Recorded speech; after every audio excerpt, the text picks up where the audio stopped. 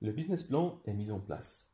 Alors, commençons avec l'analyse et en particulier avec l'analyse de concurrence. Si vous êtes sur le business plan tool et vous cliquez sur analyse, vous voyez en premier l'analyse de concurrence. Mais avant qu'on écrit quelque chose dedans, on va en premier penser qui sont nos concurrents. Et ici, c'est un peu une marche sur la corde raide entre penser trop court et penser trop loin. Alors, est-ce que j'écris que mon concurrent direct à côté ou est-ce que j'écris tout un monologue et je décris tous les concurrents en détail et tout ce qui peut devenir des concurrents dans les prochains 20 ans? Pour trouver ce que fait du sens, il faut juste penser du côté client. Pour cela, prenez une page vierge, vous collez des photos sur le mur, vous prenez un outil pour des cartes cognitives comme vous le préférez et projetez-vous dans vos clients. Ceux sont 4 personnes typiques pour une visite d'un camp de surf. Et qu'est-ce qu'ils peuvent faire quand ils sont en Europe? Ce sont une Canadienne, un Scandinavien et 2 de l'Allemagne et de l'Autriche. Eux, ils auront pu réserver un camp de surf partout sur le monde. Par exemple, au Maroc, ce qui était très proche pour les Européens, mais quand même exotique pour la Canadienne, où ils auront pu dire, bon, tout le monde veut quelque chose d'exotique, on va à Bali, on vole à Bali, ou non, c'est trop cher, ne pas s'asseoir dans un avion. Bon, ça ne marche pas pour la Canadienne, mais pour les autres. On conduit en France, en voiture, et réserve un camp de surf là-bas. Mais c'était aussi possible qu'ils sont déjà en train de voyager en Californie à cause d'un cours de langue, d'un congrès ou parce qu'ils veulent découvrir le grand Amérique après l'école. Eux, ils peuvent dire j'aimerais apprendre le surf, mais il me suffit si je fais le surf qu'un jour à Huntington Beach, à Los Angeles, et puis je réserve un cours de surf chez la Surf Riders Academy. Ou ils se disent bon, surfer c'est cool, mais Jetpack America a aussi l'air d'être très cool. À la place de surfer, je peux voler sur le mer. Dépendant du budget, on ne peut peut-être plus offrir un cours de surf ou un camp de surf. Ou quelqu'un d'eux dit c'est l'hiver, je dois aller dehors, je veux du ciel bleu, je veux du ciel bleu brillant, je veux une planche, mais je ne veux pas voler. La France est aussi trop froide, mais du ciel bleu brillant et une planche, cela fonctionne aussi à l'axe. Je vais aller faire du snowboard.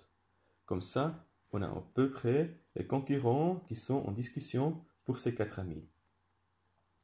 Bien clair, ils peuvent aussi s'en acheter une voiture à la place de faire des vacances, mais ce ne sont des concurrents qu'on ne va définitivement pas mettre dans notre business plan. Si on sait avec qui on se bat pour des clients, alors on essaye de faire connaissance de ses concurrents. Allez-y et utilisez Excel par exemple. Écrivez une liste des camps et essayez de les comparer. Ok, Kima Surf, Low Season, $391, Peak Season, $561 à Bali. Où on trouve par exemple à Nicaragua ou à Costa Rica pour $1,100. Où on trouve qu'il y en a des agences des camps de surf. Ne pas seulement des camps de surf, mais des agences qui proposent plusieurs camps de surf. Par exemple, Pure Surf Camps, où vous trouvez Wave Tours ou Sudden Rush. Si vous mettez en place leurs offres et ajoutez les prix, alors vous n'apprenez pas seulement vos concurrents, non, vous apprenez aussi quelles offres fonctionnent. Parce qu'il y a une raison pourquoi des gens proposent de telles offres. Vous allez connaître mieux votre propre entreprise et vos propres clients. Si on a maintenant les destinations exotiques et les destinations qui sont loin, alors on va aussi faire une comparaison locale. Il n'y en a pas des camps de surf pour des adultes en Californie, mais il y en a des écoles de surf. On peut en acheter des leçons de surf. $120 par personne, juste à côté. ou 110 dollars en bas à San Diego, ou 130 dollars en haut à Los Angeles. De savoir les prix qui existent vous aide à faire vos propres offres. Et c'est aussi intéressant de savoir ce qui se passe si quelqu'un part à l'Axe. 7 jours, 400 francs le billet de ski, puis il doit louer des skis, il en a besoin d'un hôtel, et aussi il faut payer les repas en Suisse. Les gens dépensent vraiment de l'argent pour leurs vacances. Si vous avez fait un tel assemblage, vous pouvez résumer tout cela. Essayez de grouper les résultats. Dites, bon, on a un autre camp qui vend directement comme concurrent, comme le Kima Surf Camp que j'ai mentionné, ou le camp en France. Puis, on a des agences qui proposent des camps divers. Alors, je peux aller chez Pure Surf Camps, Wave Tours ou Sudden Rush, et je peux acheter ce que je veux. Alors, la France, le Maroc, Bali, ou aussi les États-Unis. Pas encore, mais peut-être dans le futur. Et puis, j'en ai aussi des écoles de surf locales, et j'ai des offres pour ceux qui ne surfent pas. Avec ce groupement, je vais prendre un ou deux exemples de chaque groupe, et ceux-là, je vais mettre dans mon business plan pour que les gens qui lisent mon business plan comprennent avec quels concurrents on a affaire. Je vais dans l'outil business plan et j'ai déjà marqué ici les informations sur la recherche du marché. Les dates que j'ai listées avant, les concurrents et quelles catégories existent, je peux ajouter en détail en annexe si je veux. En premier, on va faire le texte introductif concernant les concurrents et puis on écrit qu'on courtise les clients avec 4 segments de concurrents. En premier, des autres camps de surf qui vont directement. Deuxième, des agences de voyage qui proposent, entre autres, des camps de surf, mais ceux peuvent aussi être nos partenaires. Troisièmement, les écoles de surf sur place pour les voyageurs. Et quatrièmement, des offres non-surf à l'égard desquelles nous devons montrer que le surf est la façon la plus cool de passer ses vacances. Cela est une possibilité pour l'introduction. Et puis, on peut ajouter des concurrents avec des exemples concrets. Ici, l'outil nous donne un modèle de ce qui est demandé comme le nom, lieu, nombre de collaborateurs, revenus de l'année passée, une description des produits importants ou des services importants. Si vous pensez, ouf, le revenu de l'année passée c'est difficile, hein? Moi, je vous dis simplement, l'Internet, c'est un ami. En premier, on va sur le site de nos concurrents. Ici, j'ai pris la page de Costa Noroeste de Lanzarote. D'ailleurs, un camp de surf qui est très bien. J'étais là aussi, et Lanzarote est une île très belle. Alors, on peut trouver les informations là-dessus et les mettre dans le Business Plan Tool. Costa Noroeste, Lanzarote, puis le nombre de collaborateurs. La plupart des sites ont une page Team et je peux voir 1, 2, 3, 4, 5, 6. Puis je vois qu'il y en a aussi quelques-uns en temps partiel, alors j'arrive peut-être à 9, mais comme je sais effectivement pour des gens à plein temps, ça va être 6. Bon, maintenant la question du revenu de l'année précédente. Bien sûr, je ne peux pas les appeler et dire « Hey, j'étais un de vos clients il y a quelque temps et je veux ouvrir un camp de surf en Californie. Est-ce que vous pouvez me dire votre revenu de l'année précédente ?» Cela peut être difficile, hein? Mais vous pouvez rechercher quels sont les salaires annuels dans ces divers pays. Aussi là, l'Internet est un ami. Moi, comme je m'intéresse pour l'étranger, j'ai cherché Income per Employee et j'ai trouvé une liste des banques. Ce ne sont pas des camps de surf, mais ça me donne des indications. J'ai ici en Espagne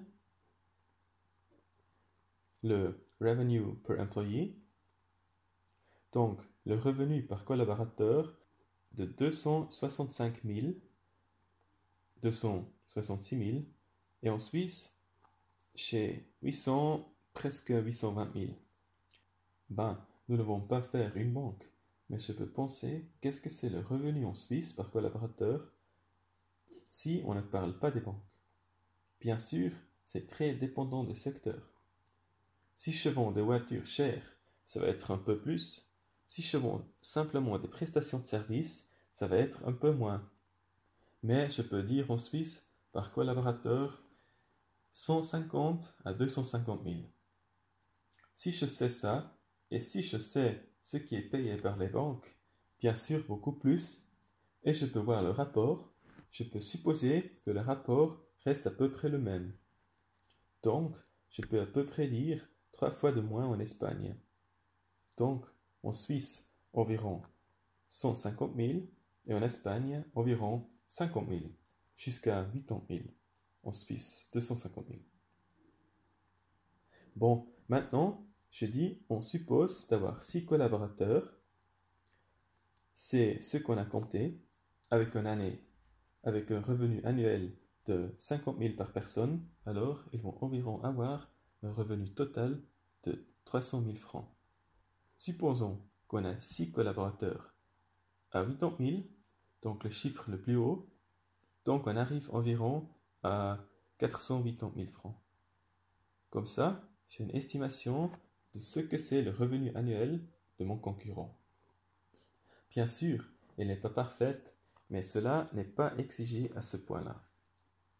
Mais ça me donne une indication sur le concurrent. Environ 480 000. Cela m'aide aussi de comprendre ce que c'est la structure de coût de mon concurrent. Avec cette compréhension, je peux aussi améliorer mon propre budget. Alors, si on a le revenu par collaborateur, on calcule le revenu annuel total et puis on fait une description. C'est une entreprise familiale fondée en 1995 et elle offre la gamme complète du surf au yoga en passant par le stand-up paddle et le kitesurf. Les produits les plus importants sont le camp, les cours, la location des chambres et une boutique. La prestation de service la plus importante, c'est une école pour les débutants et débutants intermédiaires.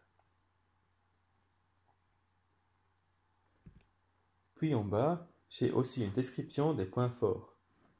C'est un camp connu et bien établi. Ils possèdent leurs propres locaux, donc ils ne doivent pas payer un bail à quelqu'un et Lanzarote a des vagues assez garanties de l'été jusqu'en novembre. Après, ça commence à monter et c'est plutôt le kite à faire. Les points faibles, la Lanzarote n'est pas vraiment connue pour le surf chez les débutants. Et peut-être le camp, comme l'île, a un manque de caractère jeune, mais cela avec un point d'interrogation. Après, la stratégie. Qu'est-ce que j'attends comme stratégie? Ici, business as usual. Et quelles sont les mesures attendues? Pour cet exemple, bon, ils ont déjà vu plusieurs camps venir et partir, et donc ils ne vont rien faire. Cela, on pourrait écrire. Mais je ne vous conseille absolument pas de le faire. Sinon, vous manquez une grande opportunité. Un business plan est comme un jeu de simulation. Ici, vous pouvez déjà être un manager d'un camp de surf, sans déjà être un manager de camp de surf. Vous pouvez vous entraîner et donc, comment vous réagissez avec des mesures de marketing sur ces points-là? Qu'est-ce que vous pouvez faire pour distancer la Californie? Ce qui va être assez difficile quand même. Eh bien, vous pouvez avoir l'idée. Lanzarote, la Californie de l'Europe, sont les $1000 de billets d'avion. Ça fait mal, n'est-ce pas? Mais pensez ce que les concurrents pouvaient faire.